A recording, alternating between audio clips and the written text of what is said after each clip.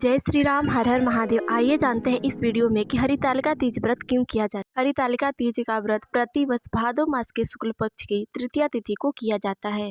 हरितालिका तीज का व्रत कठिन व्रत माना जाता है क्योंकि इस दिन सभी महिलाएं अपने पति के लंबी आयु के लिए निर्जला व्रत रहकर भगवान भोलेनाथ व माता से अपने पति की दीर्घायु होने की कामना करती हैं। पौराणिक मान्यताओं के अनुसार सबसे पहले यह व्रत माता पार्वती जी ने भगवान भोलेनाथ को अपने पति रूप में पाने के लिए किया था तथा माता पार्वती की कठिन तपस्या से प्रसन्न होकर महादेव उन्हें पति रूप में प्राप्त हुए थे।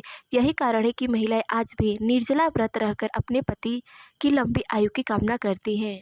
इस व्रत को अविवाहित कन्याएं भी सुयोग्य वर की प्राप्ति के लिए करती है। तो आइए जानते हैं तीज व्रत की कथा के बारे में। पौराणिक कथाओं के अनुसार माता पार्वती भगवान भोलेनाथ को अपना पति रूप में मान ली थी तथा उन्हें अपने पति रूप में पाने के लिए हमेशा तपस्या में लीन रहने लगी। यह देख उनकी सखियां उनका हरण कर ले गई, अर्थात उन्हें जंगल में लेकर चली गई। सखियों द्वारा हरण करने के कारण ही इस व्रत का नाम हरितालिका व्रत पड़ा। हरित का मतलब होता है हरण और तालिका का अर्थ होता है सखिया, यानी कि सखियों द्वारा हरण किया गया। यही कारण है कि इस व्रत का नाम हरितालिका व्रत पड़ा।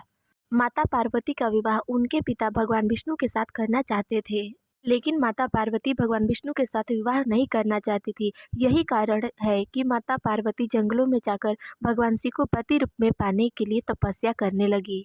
हरितालिका तीज के दिन ही माता पार्वती ने भगवान भोलेनाथ की बालू की प्रतिमा बनाकर उनकी विधिवत पूजा की थी तथा निर्जला व्रत रहकर दिन रात भगवान भोलेनाथ की आराधना करी।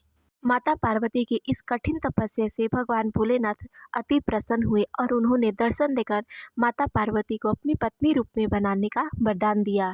कालांतर में अर्थात कुछ समय बाद माता पार्वती के पिता भी भगवान भोलेनाथ के साथ विवाह करने के लिए राजी हो गए। यह विवाह नारद ऋषि के कहने पर हुई थी। हरितालिका तीज का व्रत वैवाहिक जीवन के लिए अति उत्तम माना जाता है। ऐसा माना जाता है कि जो भी महिलाएं इस दिन निर्जला व्रत रहकर भगवान भोलेनाथ व माता पार्वती की पूजा करती है, उनकी साधना करती है, तो उनकी सभी मनोकामनाएं पूर्ण होती है तथा उनके वैवाहिक जीवन में चल रहे सभी दुखों का और सभी कष्टों का अंत होता है। इस व्रत को सिर्फ विवाहित महिलाएं ही नहीं बल्कि अविवाहित कन्याएं भी इस व्रत को कर सकती है, जिससे कि उनको सुयोग्य वर की प्राप्ति हो सके। माता पार्वती ने भी विवाह से पहले ही इस व्रत को किया था तथा भगवान भोलेनाथ को पति रूप में प्राप्त की। अतः इस दिन भगवान भोलेनाथ के लिए निर्जला व्रत रहकर पूरे विधि विधान के साथ उनकी पूजा करनी चाहिए। हो सके तो बालू की प्रतिमा अवश्य बनाए अथवा उनकी फोटो पर माता पार्वती जी सहित पूजा अवश्य करें तथा उनकी कथा अवश्य श्रवण करें। तो इस वीडियो में बस इतना ही। मिलते हैं अगले वीडियो में, तब तक के लिए जय श्री राम, हर हर महादेव।